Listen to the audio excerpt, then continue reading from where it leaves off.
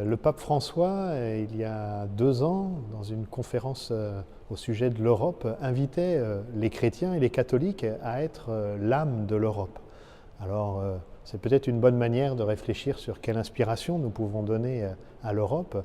Être l'âme de l'Europe, c'est évidemment pas imposer à tous les Européens un modèle sociopolitique particulier.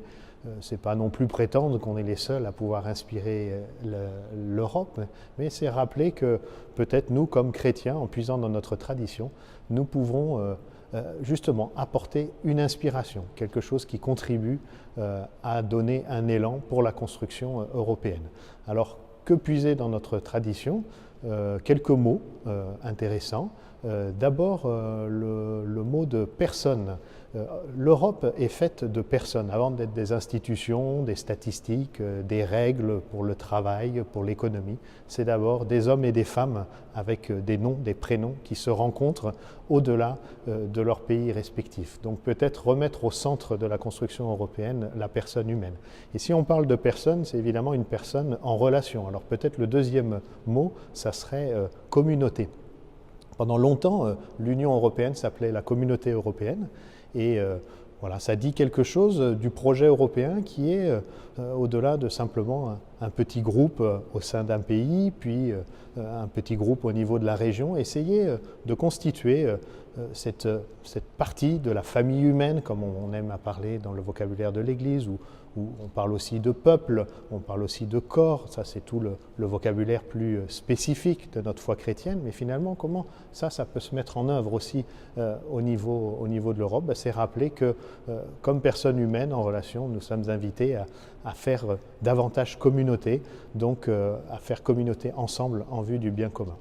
Et puis on peut rajouter donc ces deux grands mots, personne et communauté, c'est vraiment des sources d'inspiration, après à mettre en œuvre dans un projet politique évidemment.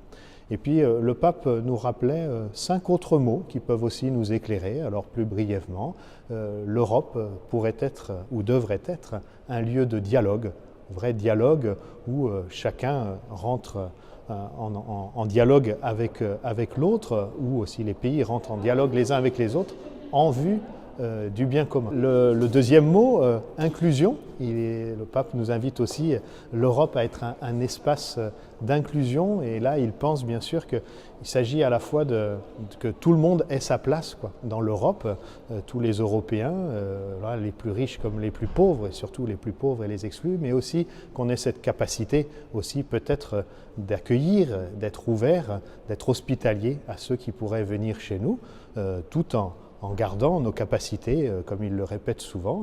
Le fait d'accueillir ceux qui viennent d'ailleurs implique aussi le devoir d'être capable de les intégrer, de les faire participer à notre communauté.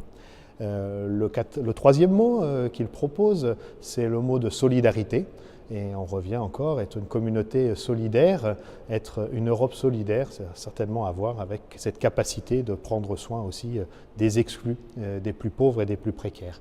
Et puis le quatrième mot qu'il nous propose, c'est le mot de développement. L'Europe comme un lieu de développement intégral, développement de toutes les personnes et de toute la personne, et évidemment en prenant soin aussi de notre maison commune, car ce n'est pas simplement les hommes et les femmes peuvent se développer et trouver des moyens de vivre, mais simplement s'ils sont aussi dans une planète qui reste hospitalière. Et puis le dernier mot que nous propose le pape, qui résonne aussi beaucoup avec notre tradition chrétienne, c'est la paix, l'Europe comme promesse de paix, une paix qui ne peut pas aller sans justice.